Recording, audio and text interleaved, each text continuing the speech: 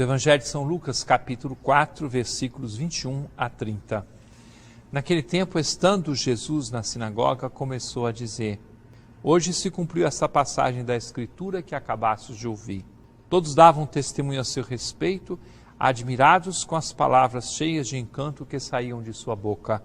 E diziam: Não é este o filho de José? Jesus, porém, lhes disse: Sem dúvida, vós me repetireis o provérbio: médico, cura-te a ti mesmo. Faze também aqui em tua terra o que ouvimos dizer que fizeste em Cafarnaum. E acrescentou: Em verdade eu vos digo que nenhum profeta é bem recebido em sua pátria. De fato eu vos digo, no tempo do profeta Elias, quando não choveu durante 3 anos e 6 meses, e houve grande fome em toda a região, havia muitas viúvas em Israel. No entanto, a nenhuma delas foi enviado Elias, senão a uma viúva que vivia em Sarepta, na Sidônia. E no tempo do profeta Eliseu havia muitos leprosos em Israel. Contudo, nenhum deles foi curado, mas sim Naamã, o sírio. Quando ouviram essas palavras de Jesus, todos na sinagoga ficaram furiosos.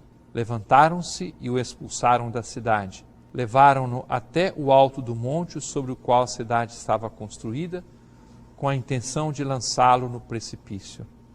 Jesus, porém, passando pelo meio deles, continuou o seu caminho. Acompanhamos as leituras do Evangelho de São Lucas, depois de ter Jesus proclamado na sinagoga de Nazaré que a Escritura nele se cumpria, vemos a reação das pessoas. É bom nós tomarmos consciência de que a nossa opção pelo seguimento de Jesus traz consigo muitas e exigentes consequências. Não é possível pensar no seguimento de Jesus sem levar em conta que seremos também nós sinal de contradição. Este sinal de contradição pode acontecer quando nós queremos ser fiéis a Deus. Jesus foi perseguido, Jesus é fiel a Deus, até porque Ele é Deus com o Pai e com o Espírito Santo. Todas as vezes que você pretender seguir a verdade, a justiça e, mais do que tudo, viver a lei de Deus, perceberá a reação que vem de várias fontes. Ela pode chegar até das nossas próprias famílias, pode vir de muitos lugares, a reação negativa quando você quer ser fiel. O que faremos? Vamos ceder? É melhor ficar tranquilo com todo mundo do que ser fiéis à palavra de Deus? É óbvio que esta não é a nossa escolha. Nós queremos seguir a Jesus Cristo, ser fiéis a Ele. Aí é necessário consultar profundamente a nossa consciência, que nos diz como devemos agir, como deve ser o certo em nossa vida, tendo a certeza de que o Espírito Santo nos orienta e nos conduz para vivermos o seguimento de Jesus, mesmo quando isso nos custe e certamente custará. Seguir Jesus não é fácil, mas eu quero. Quais são as dificuldades que você encontra para seguir Jesus? Pensa, podemos ajuntar as respostas em apenas 2 grupos. Um grupo que de fato está disposto a seguir Jesus e um grupo que de fato está com vontade de servir o próprio umbigo. O grupo que, achando que quer seguir Jesus, mas está servindo o próprio umbigo, são todas as pessoas que falam que as dificuldades que encontram para seguir Jesus está no outro, ou está na igreja. Esses são aqueles que estão seguindo o próprio umbigo. Porque aí começa a falar assim: porque eu vou para a igreja, é difícil isso, é difícil aquilo, é difícil aquilo, é o próprio povo da igreja que tem que ajudar, atrapalha, que não sei o quê. Esses são os que estão seguindo o próprio umbigo. Nem passaram na porta de Jesus. Agora, aqueles que falaram da dificuldade de amar sem limites, aqueles que falaram da dificuldade, eu tenho dificuldade de aceitar as pessoas como elas são, esses de fato estão no grupo dos que querem seguir Jesus. Porque o ensinamento de Jesus é este. Vamos lembrar de algumas coisas que Jesus ensinou. Jesus ensinou para mim e para você o seguinte: se alguém te faz um mal, se alguém te agride com palavras, e esta agressão, ela chega às vias de fato, chega no braço, você deve o quê? Não leva desaforo para casa não, de Jesus. Mete a mão nele e faz pior. Não é isso que Jesus ensinou? Olha, não?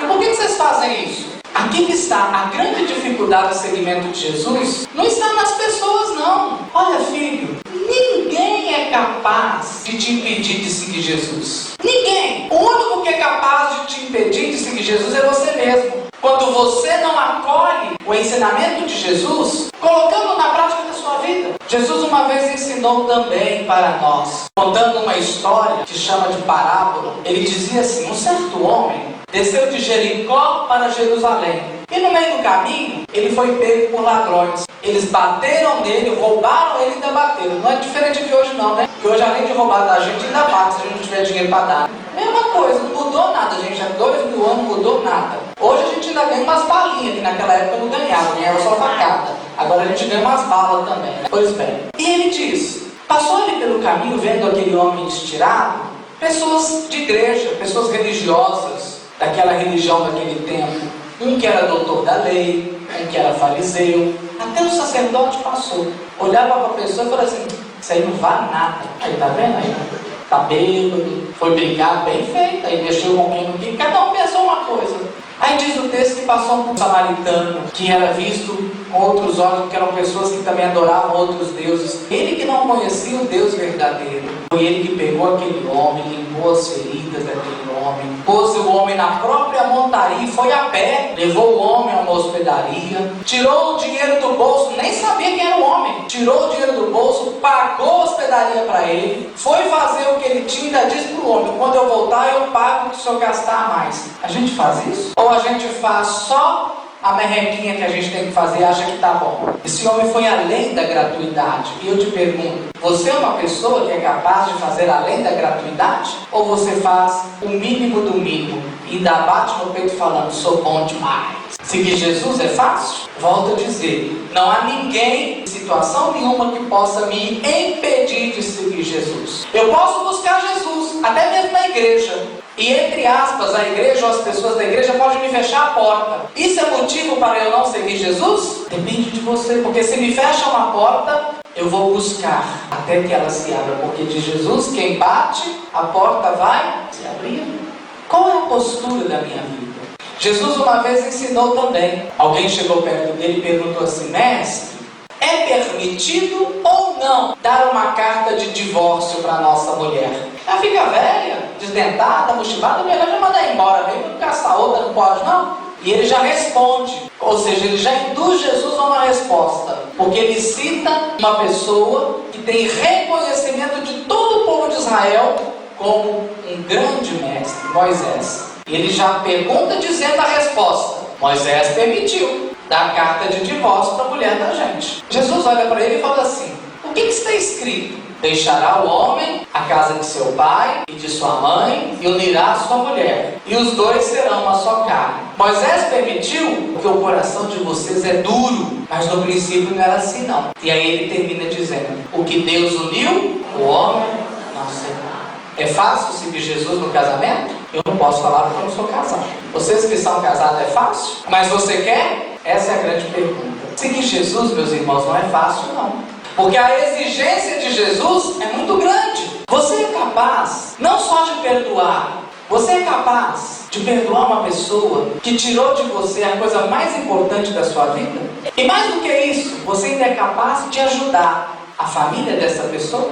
Eu conheço o caso de gente aqui desta paróquia, São Sebastião e São Vicente, que teve um filho assassinado por uma pessoa. Essa pessoa foi presa e a família passou necessidade. E essa pessoa ajuda mensalmente essa família com uma cesta básica. A família do assassino do seu único filho. Você é capaz disso? É esse o ensinamento de Jesus. É para isso que ele te chamou. Ele te chamou, como diz a primeira leitura do profeta Jeremias: antes que você nascesse, eu te conhecia, te chamei pelo nome, te consagrei, você é meu, para ser profeta entre as nações. O que é ser profeta? Ser profeta é nada mais, nada menos do que viver na nossa vida os ensinamentos de Deus. Porque nós somos consagrados. A palavra consagrado, como diz ali o profeta Jeremias, dentre vários significados, mas um que vocês vão guardar na cabecinha, que é o resumo, em poucas palavras, simples demais de guardar. Consagrado significa um com o sagrado. Eu tenho que ser um com o sagrado. E quem é sagrado? Quem é o sagrado? Então eu tenho que ser um com, eu tenho que estar junto e contigo e não. E se eu estou com Jesus, o que eu vou fazer? Aquilo que ele fez. Colocaram nas costas de Jesus uma cruz que não era dele. Ele rejeitou, ele reclamou, ele xingou, Ele esbravejou. E por que a gente reclama da cruz da gente? E olha que é da gente, não é de ninguém não, hein? É a cruz que nós mesmos escolhemos na nossa vida. E a gente vive reclamando, xingando, lamentando. Seguir Jesus não é? Você quer? Esse é o grande momento da vida hoje. Jesus não engana ninguém. Jesus não ilude ninguém. Jesus não faz falsas promessas para ninguém. Jesus vai falar de uma realidade. Hoje de manhã, enquanto eu contava este caso, que eu contei para vocês, do assassinato, não sei quem, eu só ouvi, não sei quem falou. A pessoa disse assim: isso é impossível. Eu disse: para quem não tem Deus no coração, de fato é possível. Mas para quem tem Deus no coração, tudo é possível. Quem experimenta Deus é capaz de coisas que a gente duvida.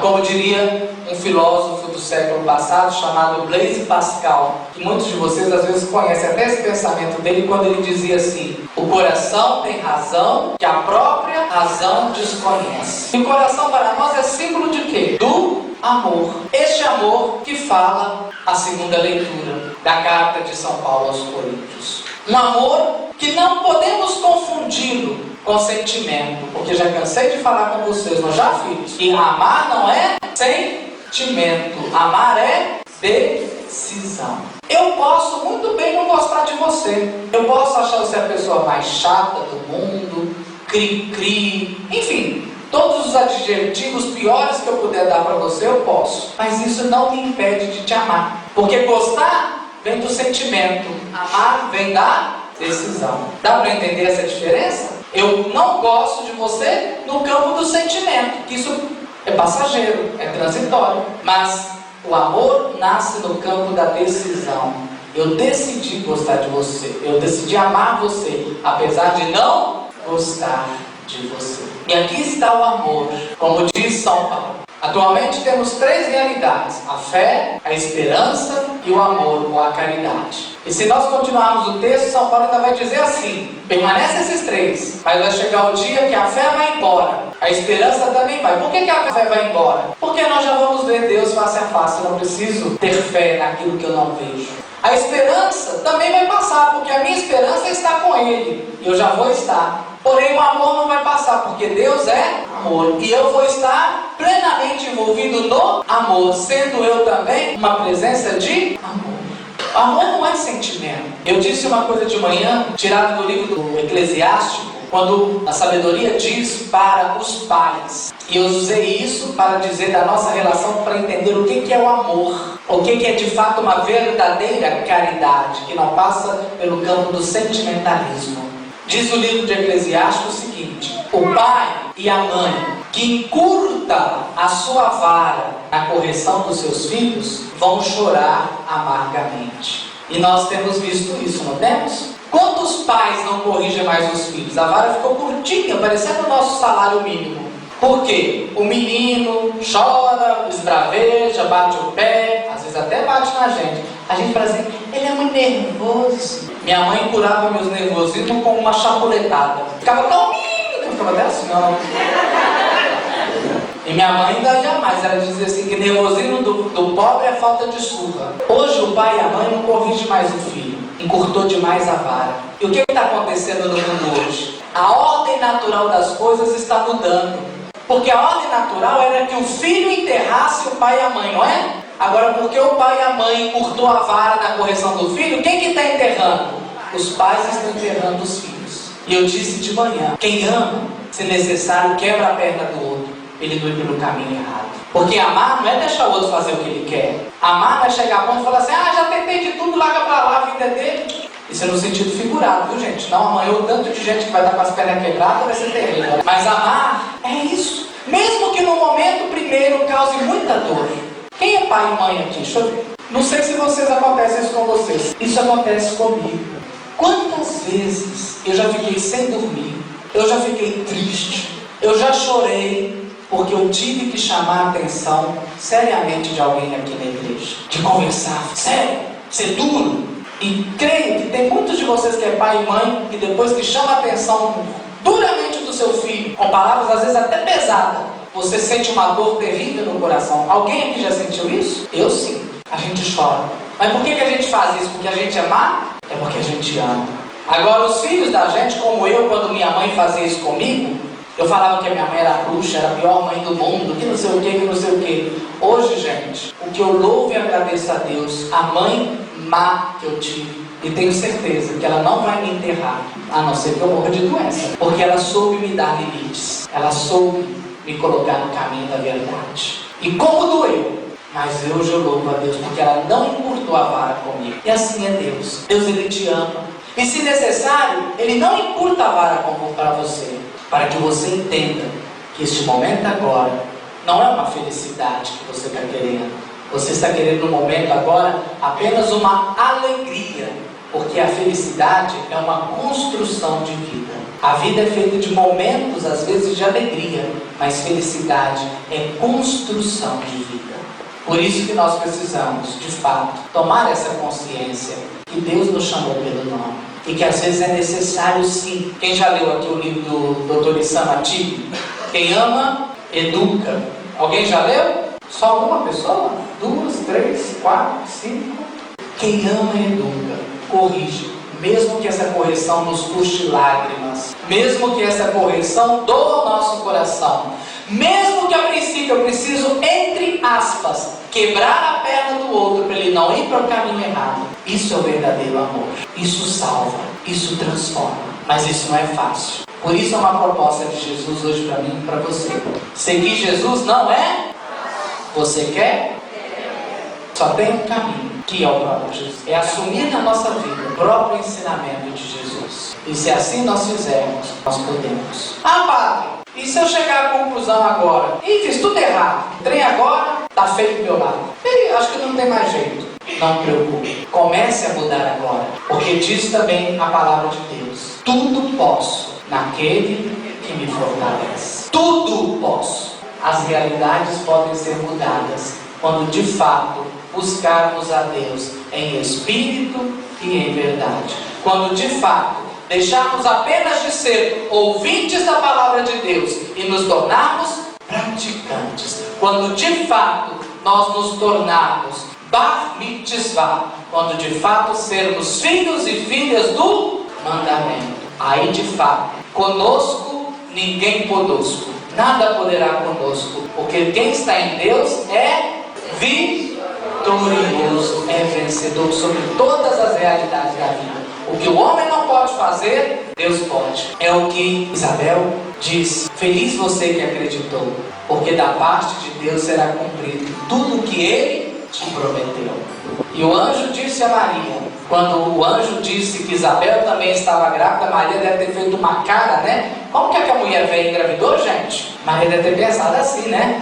Ela deve ter feito uma cara assim de espanto. E o anjo imediatamente diz: o que é impossível para o homem, é possível para Deus. Porque o nosso Deus é o Deus do impossível. Se eu estou em Deus, eu também posso realizar o impossível. Você que ainda não estragou a sua vida, nem a do outro, você pode se preservar deste mal. Mas se você por algum momento da vida, de fato, não amou o suficiente, você pode consertar. Quando você de fato se voltar para Deus e começar, não amanhã, igual regime, né? Regime só na segunda-feira, mas é hoje. Você começar hoje a fazer aquilo que a palavra de Deus te propõe. Você vai ver milagres na sua vida. E você vai ver milagres na vida daqueles que estão sob a sua responsabilidade. E se alguém falar o contrário, é porque ainda não descobriu Jesus. Apenas está seguindo o próprio Deus dizendo que antes mesmo do profeta ser concebido no ventre de sua mãe, ele já havia escolhido. Já havia concedido a Jeremias uma missão no meio do seu povo. E o contexto em que Jeremias se encontra é o momento antes do exílio. Então é um momento muito tenso. Jeremias é enviado a falar para os reis de Israel, porque os reis de Israel governaram de uma tal forma que o procedimento dos reis, o jeito como os reis governaram o país, foi conduzindo a terra, a nação para o exílio. O exílio também é uma consequência do mau direcionamento, da má administração de Israel. E Jeremias também é enviado a enfrentar os sacerdotes que perderam a autonomia e a sensatez e estão submetidos ao poder dos reis de Israel. Jeremias também é enviado a enfrentar uma terceira realidade, que são os latifundiários, aqueles que foram tomando posse da terra e expulsando os pequenos agricultores, os moradores, os pequenos, os pobres. Então essas são as três realidades em que Deus envia o profeta Jeremias. E ao enfrentar os reis de Israel, Jeremias está enfrentando o poder político, o sistema político, o governo de Israel. Os reis afastaram-se de Deus, os reis voltaram-se contra Deus. Como o poder faz? O poder soberbo é arrogante, é prepotente e não reconhece Deus. E é para dentro desta realidade que o profeta é enviado, para chamar a atenção dos reis e dizer: vocês, a autoridade de vocês, o poder de vocês emanam do poder e autoridade divina. Mas os reis não quiseram reconhecer, não quiseram acolher o profeta e perseguiram o profeta, perseguiram de morte o profeta. Da mesma forma como o poder religioso, o poder latifundiário, o poder não se submete à palavra de Deus. O poder se fecha para a palavra. E aonde se fecha para a palavra, ali reina a escuridão, as trevas, e Deus não está presente. E aonde Deus não está, todos os tipos de barbárie são possíveis. Uma sociedade sem Deus é conduzida à barbárie. Basta que olhemos com um olhar crítico, com um olhar consciente, e percebemos que as sociedades que tiraram Deus do seu seio, do seu meio, se tornaram e se tornam sociedades violentas, gerando a barbárie no convívio social. Na segunda leitura, nós encontramos Paulo dando continuidade à sua catequese à comunidade dos Coríntios. Nós vimos, domingos para trás, a problemática que gerou na comunidade acerca dos carismas. No domingo seguinte, Paulo vai trabalhar esta unidade e a importância e a função de cada membro da comunidade a partir da metáfora do corpo, olhando a comunidade dos cristãos como um corpo com muitos membros e também a sociedade como um todo com seus membros. E cada membro com sua função, sua importância. Nenhum membro pode dizer: eu não preciso do outro. Então, dando a continuidade à catequese paulina, ele vai trabalhar hoje a questão da caridade, o amor como fundamentação da vida cristã, o amor como a base da comunidade cristã. E Paulo vai dizer que mesmo os dons e carisma tão necessários e importantes no processo de evangelização, mas se não tiver a caridade, se não tiverem pautados, se não tiverem fundamentado na caridade, eles não servem para nada, não servem de nada. Portanto, para Paulo, a caridade é o que vai dar visibilidade, é que vai dar concretude, materialidade à fé. Eu vejo a fé pela caridade, eu vejo a fé pelo amor entre as pessoas da comunidade. Então, a caridade é que vai tornar visível a fé de uma pessoa. E esta caridade é um distintivo daqueles que aderiram à pessoa de Jesus, que compõem a comunidade cristã, que compõem a igreja. O distintivo do homem, o distintivo da mulher, que segue nosso Senhor Jesus Cristo. O fundamento da comunidade é a caridade. Vemos isto no Atos dos Apóstolos, na comunidade dos primeiros cristãos. O povo lá fora dizia: vejam como eles se amam. Vamos nós também fazer essa experiência. Então, a caridade torna visível a fé e ao mesmo tempo ela motiva os demais a desejar e fazer também essa experiência da fé, essa experiência da adesão a Jesus Cristo. Então, Paulo dá a continuidade à sua catequese, trabalhando essa problemática da divisão entre os cristãos. Em todos os tempos, como nos nossos tempos também nós temos pessoas que são soberbas pelos carismas, soberbas pela função que desempenham na comunidade. Nós temos gente prepotente, nós temos pessoas na fila da comunhão arrogantes, nós temos pessoas à frente, lideranças da comunidade, da igreja, que são arrogantes, prepotentes por causa do cargo, da função que ocupam, sejam sacerdotes, sejam leigos. E Paulo nos chama a atenção que a vivência de nosso Senhor Jesus Cristo, que o serviço à igreja, à comunidade, que fé é caridade, que sem a caridade, sem o amor, todo o projeto, tudo aquilo que nós achamos que vivenciamos, o que estamos desempenhando, nos orgulhamos disso, é inválido, não tem valor nenhum. E aí me recorda uma passagem do Evangelho quando Jesus diz: não basta dizer Senhor, Senhor para entrar no reino dos céus. É preciso vivenciar o amor entre nós, é preciso ter calor humano, é preciso ter relações humanas que de fato humanizem, que edifique, que constrói. É preciso que todo o agir do cristão, todo ato de evangelizar, todo serviço prestado esteja fundamentado na caridade, no amor, um para com os outros. No Evangelho, nós encontramos Jesus na cidade de Nazaré, sua cidade natal. Jesus está em Nazaré e foi rejeitado. Rejeitado principalmente por duas situações, por duas realidades. Não é ele o filho de José? Esta é a primeira questão que leva o povo a rejeitar Jesus. Ele é um dos nossos. Ele é filho de tal família.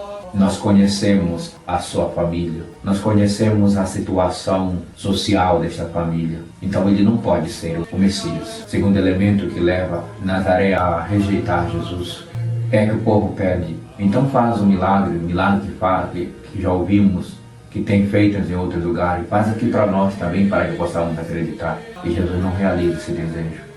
Jesus não se deixa ser tentado.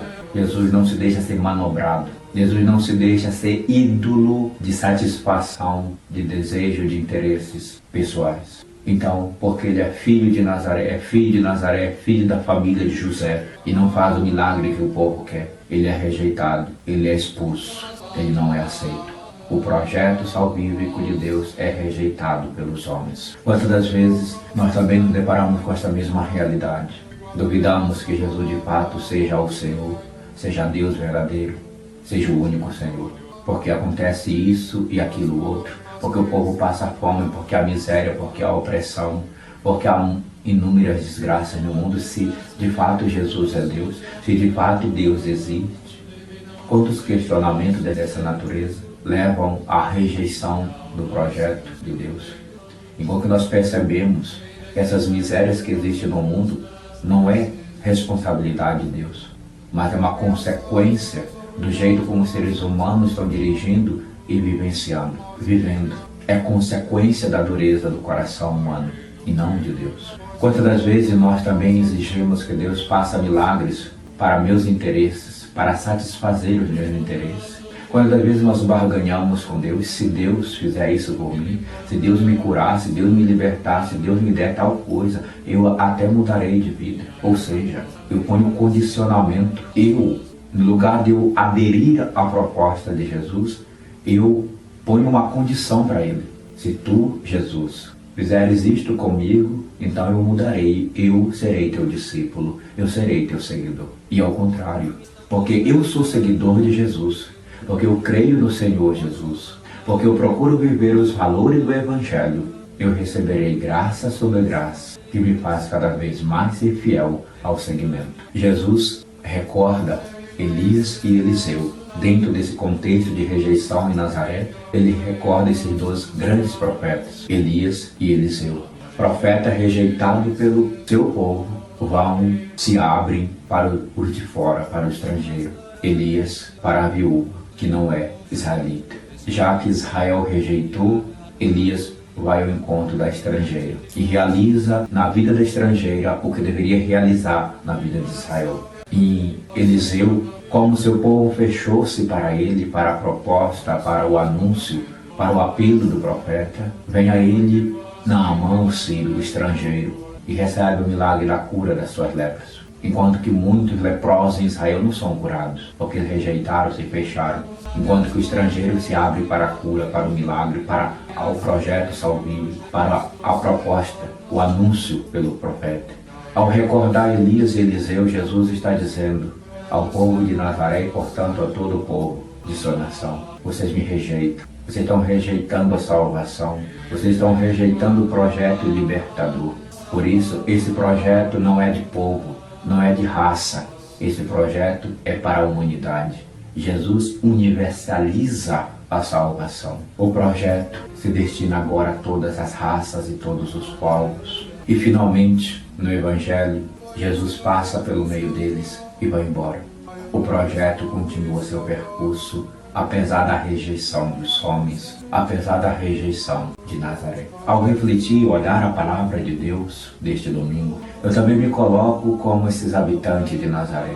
Muitas das vezes eu não acolho a palavra, eu rejeito a palavra de Deus. Eu não digo, eu não aceito Jesus. Não são minhas palavras, não é minha declaração que rejeita Jesus. Mas eu percebo que eu rejeito Jesus por minhas atitudes, no meu relacionamento com as pessoas. Quando na primeira leitura, tanto reis, sacerdotes e latifundiários rejeitam Deus pelo profeta. Na segunda leitura, a problemática, que Paulo vai dizer que tudo se fundamenta no amor que dá sentido à fé cristã, no segmento.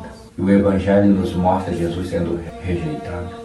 Então, quando eu falto com caridade, quando eu falto com amor, quando eu falto com respeito com o outro, eu estou rejeitando a pessoa de Jesus. Eu, cristão, eu que creio em Jesus, eu que sou seguidor de Jesus, se eu não amar, se eu não respeitar, se eu não me esforçar para ter uma relação calorosa com o outro, toda a minha fé, todo o meu segmento, todo o meu cristianismo vai por água abaixo. Não serve para nada. Nós podemos olhar isso na própria história. Homens e mulheres se destacaram pela doação, pelo amor, pela caridade. Mas também nós percebemos que muitos que falam, pregam, gritam o nome de Deus, dão patadas, mordem, agridem, são grossos, estúpidos, mal educados, ásperos com os outros. Nós percebemos o grande desafio da vivência do Evangelho, o grande desafio da adesão à pessoa de Jesus Cristo. É exigente seguir Jesus. Exige de fato conversão, mudança.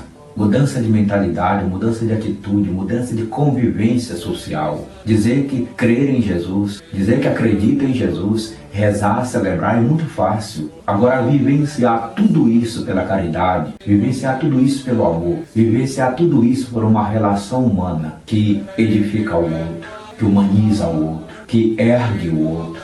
É aqui que está o desafio. Proclamar de boca é muito fácil. Proclamar com as atitudes a fé em Cristo Jesus. Eis o desafio. O Senhor nos abençoe. Amém.